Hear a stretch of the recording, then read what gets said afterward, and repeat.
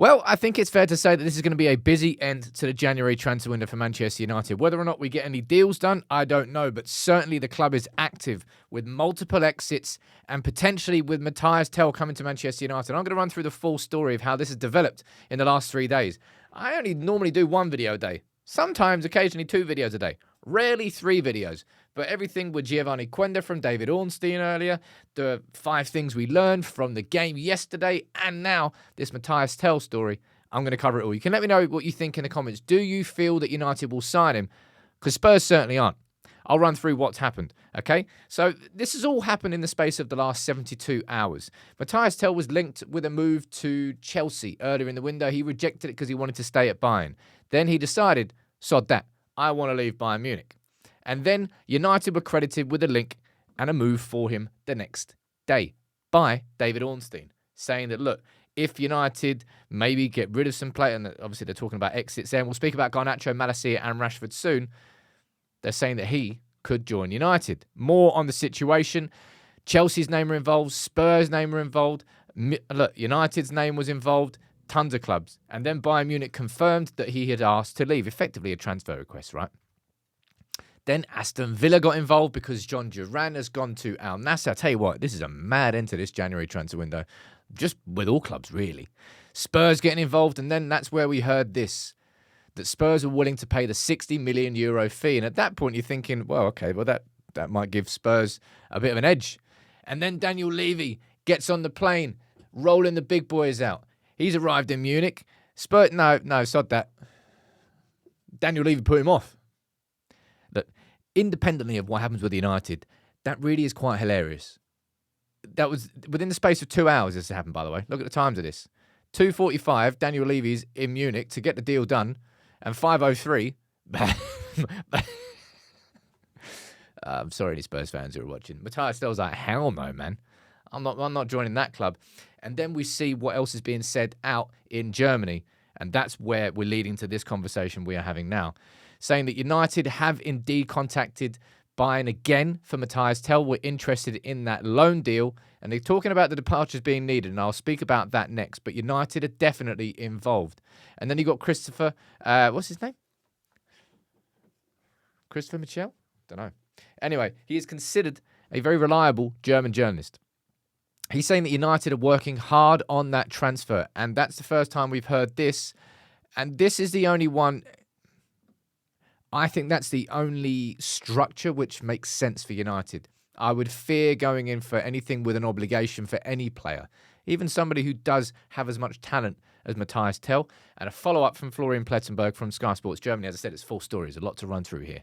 A lot's happened in 72 hours. He's saying that now, for the first time, Mathys Tel is not ruling out staying at Bayern Munich, depending on what goes on. But look at all the names of clubs. United, Aston Villa, Arsenal, Chelsea, Spurs came and went. And that's where we're at. So, if you ask me when this first emerged, I would say, it would be nice for United, but I wouldn't really have considered us really likely to go for him. No. I just wouldn't have considered it. But if you look at the options that we've been linked with in January, I've already done this before, I'll do it again. Christopher Nkunku and Kolo Muani and Mathys Tel. It would be Mathys Tel who I would choose out of those 3. But of course, as has been mentioned by plenty, does this exclusively rely, United's move for Tel on loan, does this exclusively rely on exits and what's going on around those? Number 1, Garnacho. I really love this quote from Amrim earlier about Garnacho, about the performance that we saw against FCSB and the fact there, look, I want Garnacho. He understands what I do is never in a bad way. It's always for him. I think all the merit goes to him. He's improving. He wants to improve and wants to continue to improve. I want Garnacho. I don't think Garnacho goes anywhere. I think Garnacho, the concept of Garnacho leaving was only to maybe try and lure a ridiculous bid, which is shit in itself, but I think that might have been the case. And it's never come, and I don't want Garnacho to go, and have a conversation about him in the summer. But Garnacho leaving is not going to be the way that Mathys Tel comes in. All right? Of course, the person who has been trying to find a move is Marcus Rashford. And I've got to say, when this story came out earlier, saying that Aston Villa are considering a move for him. Now, of course that makes sense for Villa because they've lost John Duran. and moving to Villa. They're a good club, good manager, good team in the Champions League. On paper, you go, well, that makes that could be a decent move for Rashford. I'm sorry, but if Rashford has been chasing Barcelona all January, and his agents have been speaking with Dortmund and AC Milan and all of this, fresh starts for Rashford, and all of a sudden he just goes down the motorway a couple of hours and ends up in Birmingham, going to Villa in the Premier League with the scrutiny that comes there, with the scrutiny of the press that will still exist, the same journalists will cover him. That's not a fresh start. I'm sorry, but if he ends up at Villa, his agents have not done their job properly, and I don't think they have been doing their job properly this whole time. But the BBC reporting on this, Simon Stone, I think this is an interesting point because for me, it feels at this point it's more likely that Rashford stays and goes. But actually, Simon Stone is saying it's not being entirely discounted that he could remain at Old Trafford, but a loan move is by far the most likely scenario at this stage. So Rashford is still the one to watch. I don't know where. Is Villa the most obvious now because AC Milan's ruled out? Barcelona, they're not going to afford. They don't want to pay the wages. Neither is Dortmund. Could it be Villa? Imagine that. After all of it, ends up being Villa. But maybe. And then we move on to this.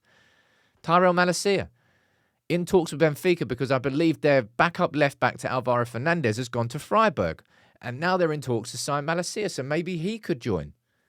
And maybe that's where the wages come from. I mean, I don't think Malacia's on an incredible amount of money. But if you combine that with the money that we're saving from Anthony, which is 84% of his wages, maybe that would be enough to kind of cover what it is with Tel. But that, ladies and gents, was a busy 6.5 minutes, if I do say so myself. And that's the full story of Mathys Tel to Manchester United. If you'd asked me 3 days ago when the news first broke, I would have been like, I mean, it looks like it'll be a great loan signing on paper because it would be. He can play off the left. He can play through the middle. He's left-footed. He's right-footed. He's versatile. Has he been banging in goals for Bayern Munich this season? Absolutely not. Is he going to come in and be the 20? No, absolutely not. Would he bring something to the team which could give us an option in attack? Absolutely yes. And a loan with a buy option is a no-risk signing for United. And if we can somehow get Anthony, well, Anthony's already gone, and then if Malacia was to go, and then we cover the wages, then it's perfect. And then he may well just end up being a Rashford replacement, if the BBC is correct. And he does indeed move, and maybe it's to Aston Villa. I don't know. But Tel is leaving, and I'm going to say this one more time to end the video. Right? That's hilarious. I'm sorry, Spurs, but you going in big guns, 60 million euros offer, your chairman flies out, and with 2 hours later, he's on the plane back, and he's failed to sign the player. My God, how bad is that project to sell? Whew. Anyway, do you think Tel's joining United? That's everything covered. That's the full story. It could be, well, I'd be surprised if it isn't a busy end to this transfer window. I think there's more to come for United. Maybe with signings and exits. I hope so.